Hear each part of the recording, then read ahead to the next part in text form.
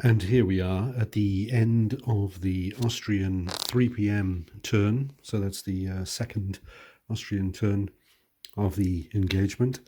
And we've seen some exciting action down on the Prussian right, where there has been substantial cavalry action. But let's take a look. The Austrians did actually have a command problem. We found out right at the beginning of the turn that this unit here, which was disordered and had an eye on charging some of the disordered Prussian units down here, which would have been a lot of fun for the Austrians, but they weren't able to do that because their commander, Römer, was back here. He was too far away, so they were out of command, so they weren't allowed to move towards the enemy. They also weren't allowed to recover from disorder. So that's where they are. Römer has since moved forward to be in play and have his troops, all his troops in command. So they stayed in place. The other thing that happened was that this unit also of Römer's division moved over into position here and then turned to face the enemy, ready to go. We also had this unit here moved over into position, just getting ready to move on to the Prussian flank in the next turn, presumably. But the key action was that these two cavalry brigades here moved forward and were able to attack the Prussian Schulenburg dragoons, which, as we can see, are on their way somewhere else. They attacked them, and the dragoons failed their morale test, became disordered, and then in the combat, the Austrians managed to score 2 hits against them, which destroys the unit.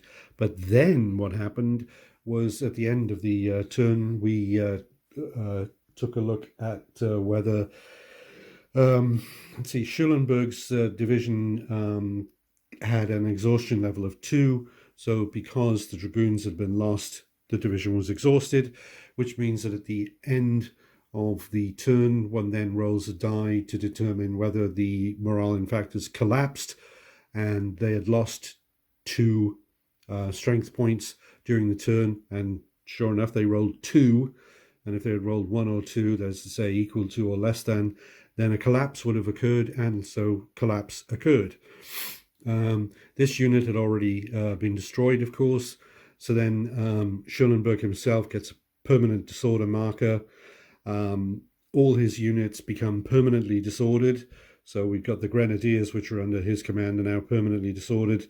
And of course, there were the cuirassiers, who were in this sort of region. They were disordered, so they now routed, and they found themselves down here. They've routed down to there. So the right flank of the Prussians has, or the right flank forces in Schulenburg's division, the 2 brigades of cavalry and the 1 unit of grenadiers, are now pretty much not going to be doing much that's productive in this battle.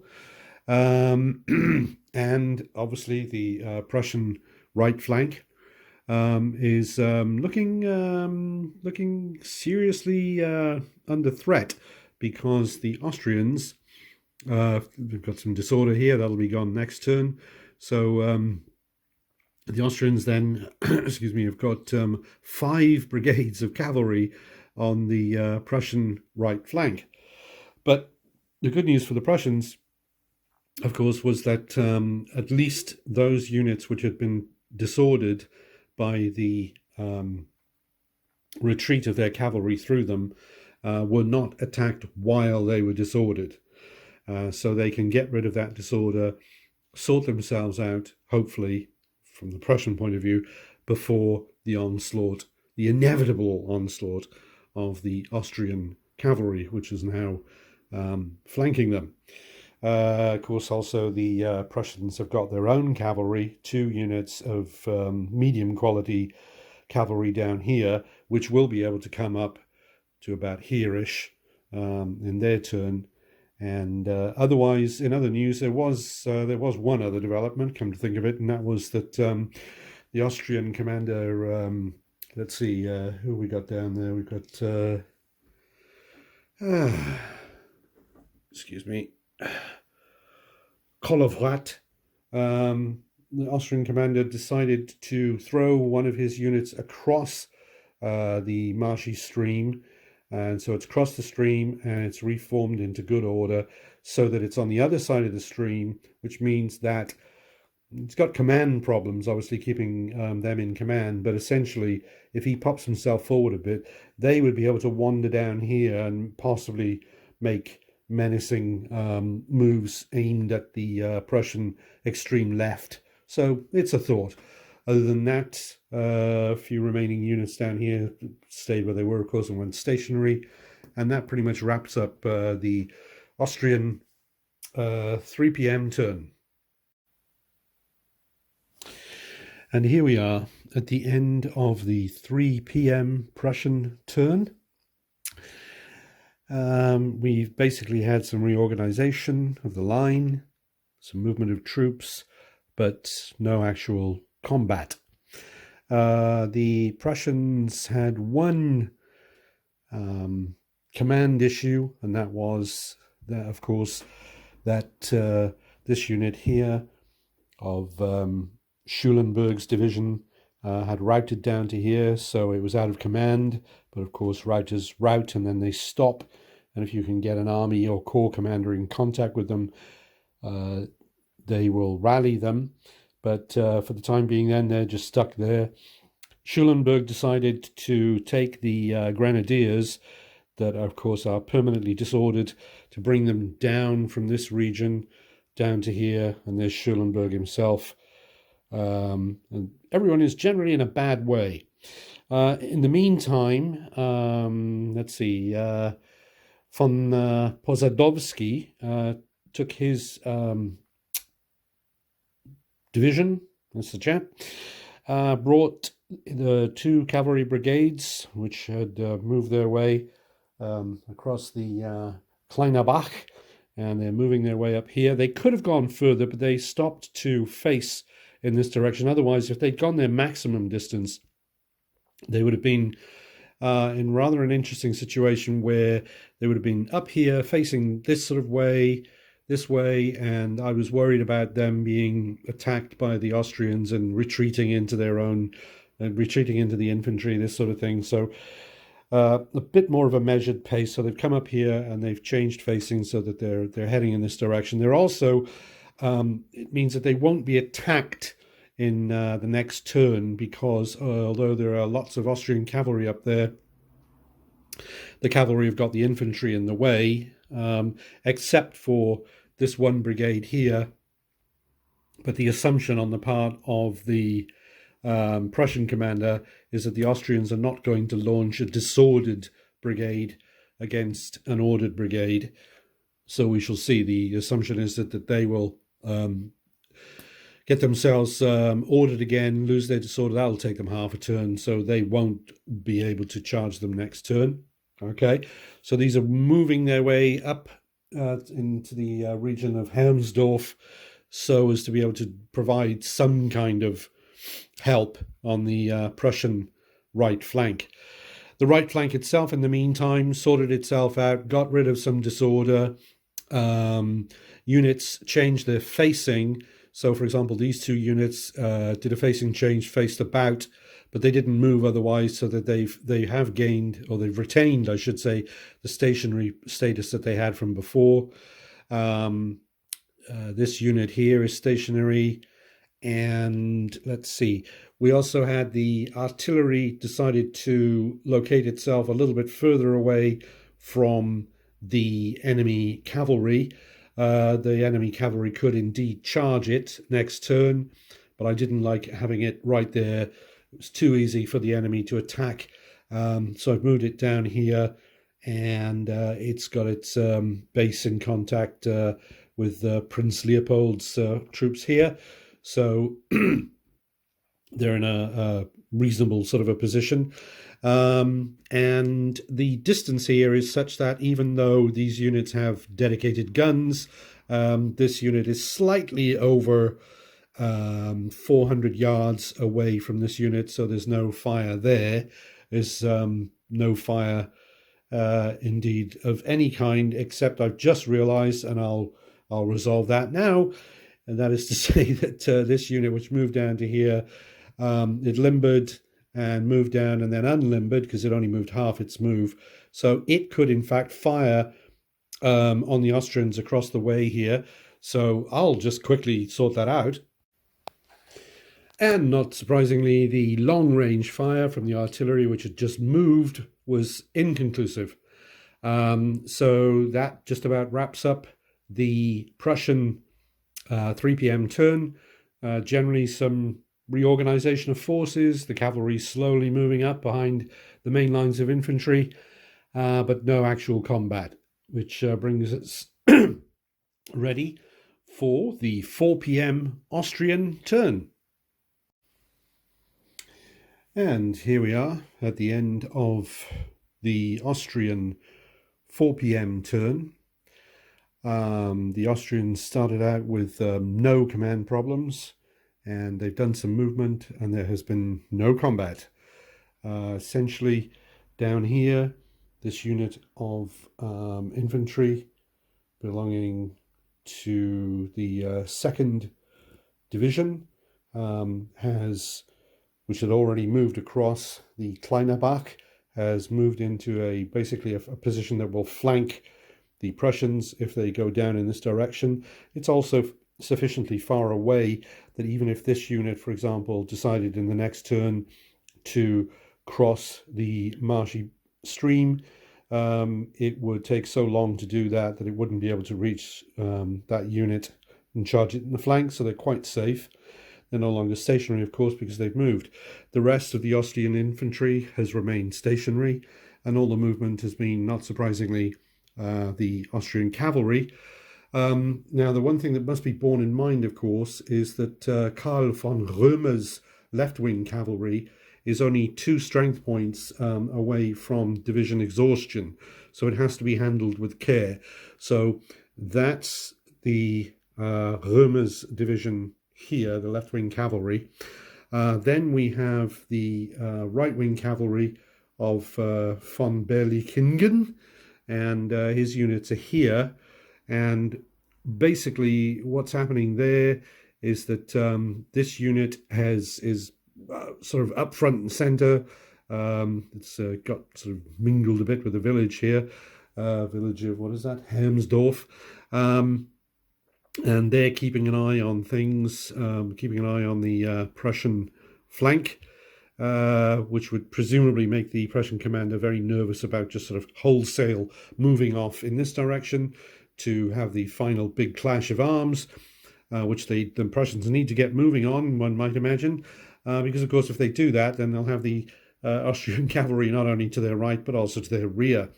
But, of course, just to keep things theatrical, there is a certain quantity of Prussian cavalry which we'll see what happens, but it may be racing to the rescue.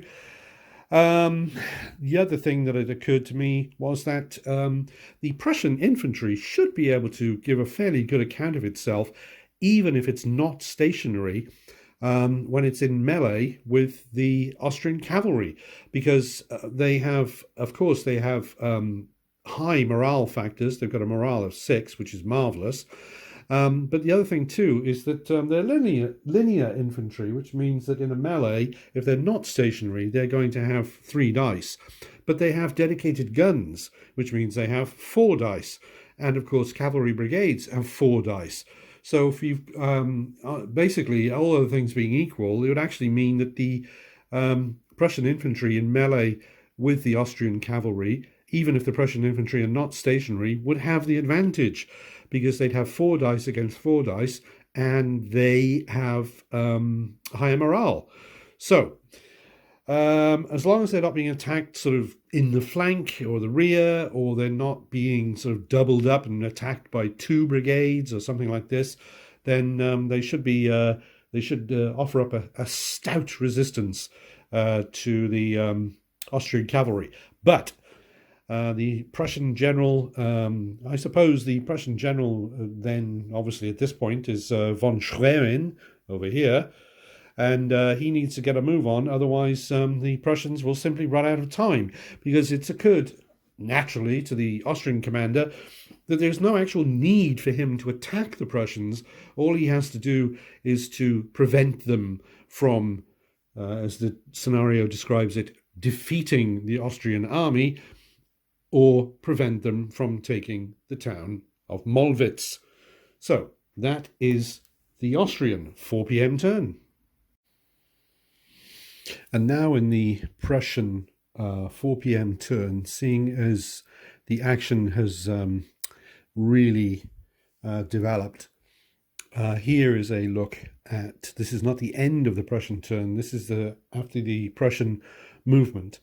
And we're just going to quickly look at this. We can see that the Prussian first line has basically gone straight across and attacked the Austrians, all of whom are stationary, remember.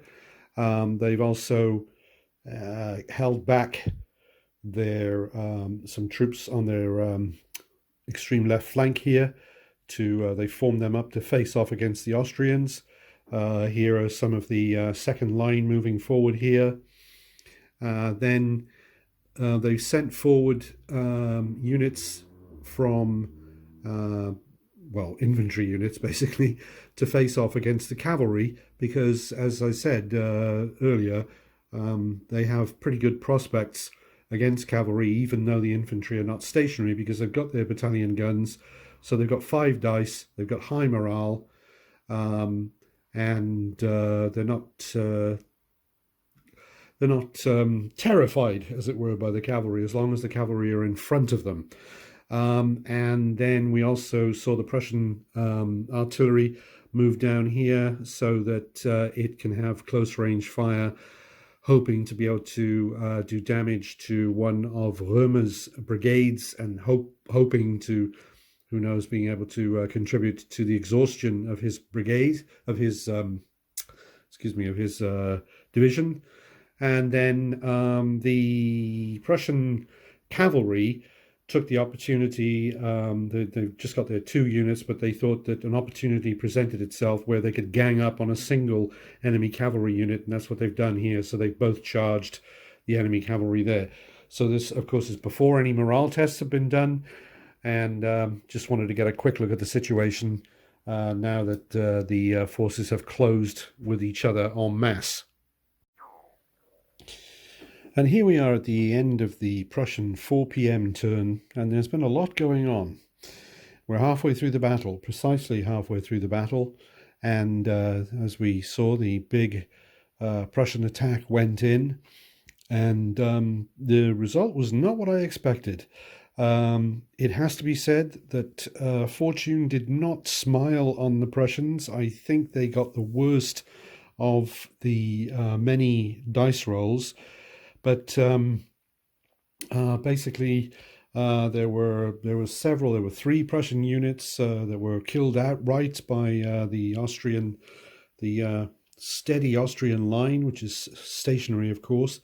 And so, as we can see, there they are on their way away from the battlefield. These 3 units here have been lost. The Austrians lost 1 unit outright, but of course now, as we can see the battle line, we did have Prussian units all the way down here, and they're not there anymore. So 3 of them have been lost, and 1 of them has been forced to retreat back to here. So the Prussian infantry in the assault there took a hard pounding. Then over on the the Prussian, we'll say right rear-ish sort of a situation. They were also rather unlucky there as well, because you'll remember that these 2 cavalry brigades charged the single Austrian cavalry brigade there, and these movers cuirassier but fight as hussars. So we had hussars and dragoons fighting dragoons here, and they all had the same morale rating, I believe. And these two units lost, so they have had to retreat. And then further down, we had the Prussian infantry and artillery facing off against the Austrian cavalry. Not much happened there. There was some shooting, as we might imagine, and that caused this brigade here wisely decided to trade saving throws, decided to retreat, so that it could have a saving throw against the fire here, so that they could preserve themselves. That's what they did there. They had to do that for one hit. Other than that, there was no results. This unit then, having seen off the Prussian cavalry down here, advanced after combat and has done a facing change to face against the Prussian infantry here. One important point that should be borne in mind at this stage is that there are several, as we might imagine, there are several divisions that are close to becoming exhausted. Which is to say, in the case of the Austrians, as we mentioned before, we have the left-wing cavalry, which these forces here, they are 2 strength points away from exhaustion. And although the Austrian frontline infantry did well, they are now also 2 strength points away from exhaustion. That's the situation for the Austrians. And then as far as the Prussians go, well, of course, we know that Count von der Schulenburg's cavalry, the right-wing cavalry, is the division has collapsed. So that happened some time ago. Then we have the first-line infantry under von der Mollwitz, took no fewer than 8 strength points lost in the turn that we just had. So it is now 2. That's the front line. Well, what do we got here? This is actually the second line. So the front line is, we got here, these and these men here. Sorry, those, not them. Those 2, those and those. They are now 2 strength points away from exhaustion. And the left-wing cavalry, really through not much fault of its own, although it just performed spectacularly badly. But it is such a small division. It can take 1 more hit. So we have quite a few divisions that are close to exhaustion. So now we're halfway through the battle. We've got 3 more turns to go, and it's the Austrian turn next. So, of course, the question is now, certainly the question that occurs to me is, do the Prussians have any hope at all of either defeating the Austrian army or taking the town of Mollwitz? Okay, really all that stands in their favor is that the Austrian front-line units are, first-line units are only 2 strength points away, as I said, from exhaustion. That's something. And as I said, the left-wing cavalry, two strength points away, but you know that we're getting into details there. We're clutching at straws, I think, if we start thinking about that. So yes, it's possible that the first line units here could become exhausted. That's something, but there's also the grand tactical situation here, which is starting to look like a bit of a shambles. I mean, the Prussians still have some semblance of line. We've got a line which is hooked around here. And we've got the second line here, which could go forward and bang itself against the Austrians and probably end up with the same result as we just saw. And we've got, as usual, we've got Austrian cavalry menacingly hovering around the flank here. So I'd say things are looking pretty sticky for the Prussians at this point. And with that, we'll leave it. That is the end then of the Prussian third turn, which is the 4 p.m. turn, exactly halfway through the battle. One small footnote to the Prussian 4 p.m. turn. Nothing else has happened, and I've thought about it and decided that what the Prussian player should do, and it doesn't make any difference to anything else as far as I can see, what the Prussian player should do is, as I have done here, advance after combat with both von Schwerin and also Klackstein here. Because that way it means that, unlike if they had remained in place, which is to say here and here without advancing after combat, it would have meant that the Austrians would have been able to do a facing change and charge them in this next Austrian turn.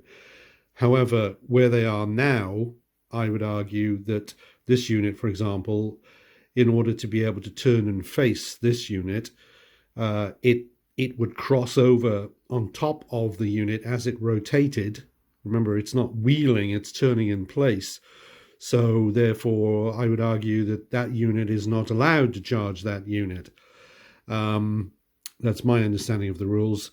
And of course, and as I said, we've done the same thing down here. So this was just one little tidy up thing that happened at the end of the Prussian turn there. And as I say, it must be borne in mind that I haven't played Volley and Bayonet in almost 20 years, so I'm using it as a learning exercise to try to get up to speed again on the game. So that's the end of the Prussian turn.